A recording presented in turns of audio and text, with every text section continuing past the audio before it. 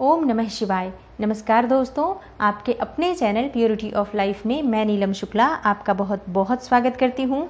दोस्तों, हिंदू पंचांग के अनुसार भाद्रपद मास की शुक्ल पक्ष की तृतीया तिथि को हरतालिका तीज का व्रत रखा जाता है और इस व्रत को सौभाग्यवती स्त्रियां करती हैं अपने अखंड सौभाग्य के लिए, सुखी दाम्पत्य जीवन के लिए, पति की लंबी आयु हो, पति को सुख समृद्धि और सफलता की प्राप्ति हो और पति पत्नी के बीच में प्रेम बना रहे, पति पत्नी के रिश्ते मधुर हों, इस कामना से सौभाग्यवती स्त्रियां हरतालिका तीज का व्रत रखती हैं।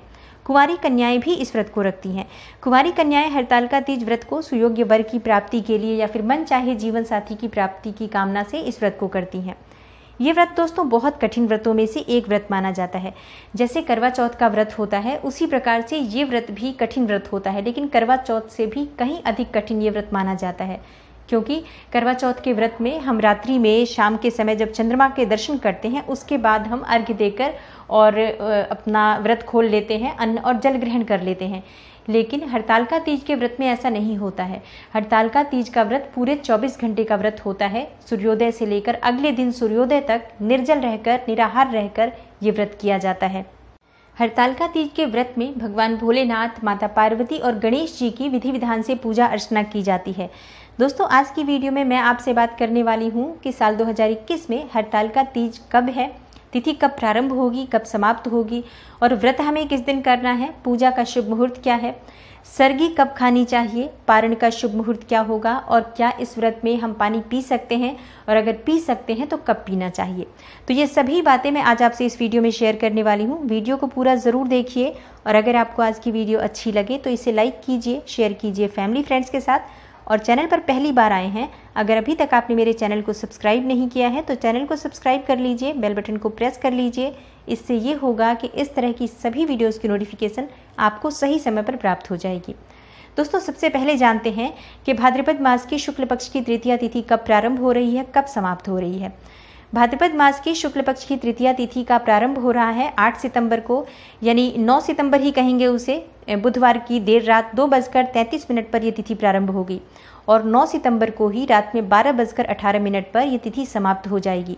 तो व्रत हमें करना है 9 सितंबर को, जो कि गुरुवार का दिन है। इस बार की जो हरतालिका तीज है बृहस्पतिवार के दिन होगी 9 सितंबर को। अब जानते हैं कि पूजा का शुभ मुहूर्त क्या होगा, किस समय में हमें पूजा करनी चाहिए। देखिए, हरतालिका तीज के व्रत में पूजा 2 बार की जाती है। सुबह के समय भी हम पूजा करते हैं और शाम के समय तो विशेष पूजा होती है जिसमें माँ पार्वती और शिव जी की विधि विधान से पूजा अर्चना की जाती है। लेकिन सुबह की पूजा एक छोटी सी पूजा होती है, जैसे कि हम नित्य पूजा करते हैं उसी प्रकार से सुबह पूजा की जाती है और उसमें हम व्रत का संकल्प ले लेते हैं कि आज हमारा हरतालिका तीज का व्रत है। तो इस तरह से हमें सुबह पूजा करनी होती है। सुबह की पूजा का जो शुभ मुहूर्त है वो मैं आपको बता देती हूँ। सुबह की पूजा का शुभ मुहूर्त है 6:03 से लेकर 8:33 तक। इस शुभ मुहूर्त में आप हरतालिका तीज के लिए जो पूजा करना चाहते हैं, सुबह की पूजा, वो पूजा कर लीजिए। नित्य की जो पूजा होती है वो करेंगे और इसके साथ ही आप व्रत का संकल्प ले लीजिए।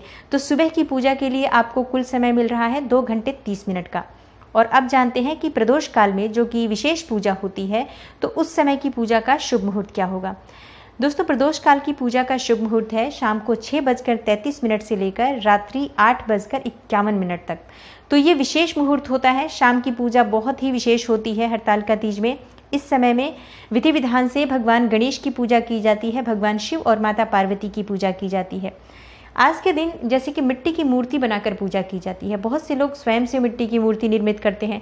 कई लोग बाजार से भी लेकर आते हैं। मिट्टी की मूर्ति मार्केट में मिल जाती है कच्ची मिट्टी की। तो आपसे अगर संभव हो तो ज़रूर एक मिट्टी की प्रतिमा लेकर आएँ जिसमें तीनों की ही प्रतिमा होती है, जैसे कि भगवान गणेश होते हैं, माता पार्वती और शिव जी तीनों होते हैं और तीनों की पूजा की जाती है। तो अगर संभव हो तो आप मिट्टी की मूर्ति लेकर आएँ, लेकिन अगर ऐसा संभव ना हो तो आप अपने घर में जो हम पूजा करते हैं भगवान शिव पार्वती की, अगर परिवार सहित उनकी फ़ोटो है शिव पार्वती गणेश की, तो आप उनकी पूजा भी कर सकते हैं। अगर आपको मिट्टी की प्रतिमा नहीं मिलती है या फिर आप स्वयं से भी नहीं निर्माण कर पाते हैं तब आप फोटो की भी पूजा कर सकते हैं। तो विधि विधान से पूजा की जाती है इसमें, जैसे कि सबसे पहले आप जो मिट्टी की प्रतिमा है तो आप उनकी पूजा करने में सबसे पहले गणेश जी की पूजा की जाती है। किसी भी पूजा में तो दूर्वा अर्पित करें, तिलक लगाएं, उसके बाद शिव जी की पूजा करें और शिव जी की और पार्वती माता की पूजा करें।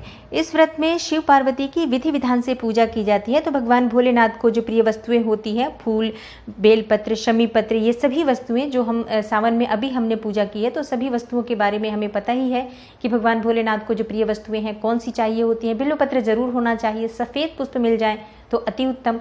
और ये चीज़ें जितनी आपके पास उपलब्ध हो उस हिसाब से पूजा कीजिए। लेकिन अगर कोई वस्तु आपको नहीं मिल पाती है शिव जी की पूजा में, या फिर कोई भी वस्तु आपके पास अधूरी है, तो मानसिक रूप से आप उस वस्तु को अर्पित कर सकते हैं। माता पार्वती को श्रृंगार का सामान अर्पित किया जाता है आज के दिन, और माता पार्वती को सिंदूर अर्पित किया जाता है। तो माँ पार्वती को 5 बार सिंदूर भरना चाहिए उनकी मांग में। और विधिवत पूजा के बाद आप जैसे कि तीनों की पूजा कर लेते हैं, उसके बाद आप हड़तालिका तीज व्रत की कथा पढ़ें।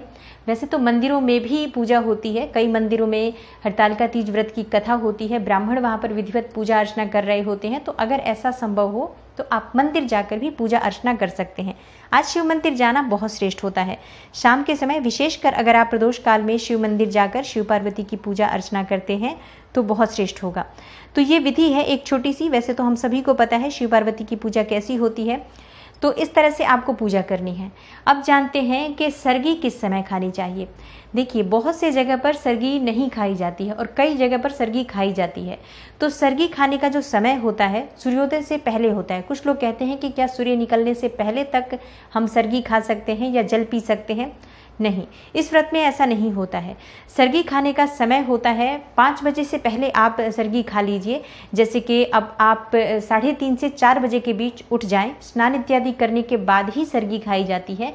या कई जगह पर बिना स्नान किए भी हाथ पैर धोकर और प्रार्थना करके माँ पार्वती से और सरगी ग्रहण की जाती है। तो जिस तरह से भी आपके यहाँ रिवाज है, जो आपके घर की परंपरा है परिवार की, उस हिसाब से आप सरगी का पालन करें। और सरगी जो आप ग्रहण करते हैं तो वो आप 5 बजे से पहले, भोर में 5 बजे से पहले आप सरगी पूर्ण कर लें अपनी। तो इसके लिए आप 3:30 से 4 बजे उठेंगे, तभी आपकी सरगी का समय, सही समय पर आपकी सरगी पूर्ण हो पाएगी। अब जानते हैं कि पारण किस समय करना चाहिए। देखिए, इस व्रत में पारण का जो नियम होता है सूर्योदय के बाद होता है, मतलब सूर्योदय के बाद ही जल ग्रहण किया जाता है। स्नान इत्यादि करने के बाद शिव पार्वती की पूजा अर्चना की जाती है। उसके बाद से फिर जैसे दान की सामग्री निकालते हैं और सब कुछ करने के बाद फिर शुद्ध सात्विक भोजन बनाकर उसे ग्रहण किया जाता है। तो सूर्योदय के बाद ही पारण होता है। किसी भी समय आप पूरे दिन में कभी भी पारण कर सकते हैं, लेकिन सूर्य निकलने के बाद ही आपको पारण करना चाहिए। पानी कब पीना चाहिए। देखिए, व्रत में जो नियम है, ये हरतालिका तीज का व्रत है, इसमें जो नियम है ये कहता है कि सूर्योदय से लेकर अगले दिन सूर्योदय तक आप जल ग्रहण नहीं कर सकते हैं। लेकिन अगर आपसे इतने समय तक ना रुका जाए, जैसे कि आपको बहुत प्यास लग जाए या आप शारीरिक रूप से अस्वस्थ हो, नहीं रह पाते हैं 24 घंटे, तो ऐसे में 9 सितंबर की रात्रि में 12 बजे के बाद आप पानी पी सकते हैं। अच्छा, कई जगहों पर ऐसा होता भी है कि रात्रि में 12 बजे के बाद लोग पानी ग्रहण कर लेते हैं, जल पी लेते हैं। तो क्या उस समय हम भोजन भी कर सकते हैं। नहीं, भोजन ग्रहण नहीं किया जाता है, सिर्फ जल ग्रहण किया जाता है। जैसे कि आप व्रत खोलते हैं तो हर जगह की एक परंपरा होती है कि कुछ हर जगह का नियम होता है कि कुछ खाकर और फिर आप जल ग्रहण करते हैं। तो कुछ भी मीठा खाकर और आप जल ग्रहण कर सकते हैं, लेकिन इस समय में आप भोजन नहीं कर सकते हैं। भोजन हमें अगले दिन स्नान इत्यादि करने के बाद, पूजा करने के बाद ही पारण करना चाहिए। तो अगर आपसे 24 घंटे बिना पानी के ना रहा जाए, तब आप रात्रि में 12 बजे के बाद जल ग्रहण करते हैं। वैसे इस व्रत में पूरे 24 घंटे नियम है कि 24 घंटे तक आप जल ग्रहण ना करें, पूरी तरह से निर्जल निराहार रहकर ये व्रत किया जाता है। बहुत ही कठिन व्रतों में से ये एक व्रत होता है। अखंड सौभाग्य की प्राप्ति के लिए सौभाग्यवती स्त्रियां इस कठिन व्रत को भी पूरी तरह से व्रत और पूजा करते हुए और खुशी खुशी इस व्रत का पालन करती हैं और माँ पार्वती से अखंड सौभाग्य का आशीर्वाद प्राप्त करती हैं। दोस्तों, उम्मीद करती हूँ हरतालिका तीज व्रत से जुड़ी हुई ये विशेष जानकारी आपके लिए अवश्य उपयोगी सिद्ध होगी। और अगर आपको आज की वीडियो अच्छी लगी हो तो लाइक ज़रूर कीजिए, शेयर कीजिए फैमिली फ्रेंड्स के साथ। चैनल पर पहली बार आए हैं, अगर आपको आज की वीडियो अच्छी लगती है तो चैनल को सब्सक्राइब कर लीजिए, बेल बटन को प्रेस कर लीजिए। इससे ये होगा कि इस तरह की सभी वीडियोस की नोटिफिकेशन आपको सही समय पर प्राप्त हो जाएगी। मैं मिलती हूँ आपसे अगली वीडियो में, तब तक के लिए नमस्कार।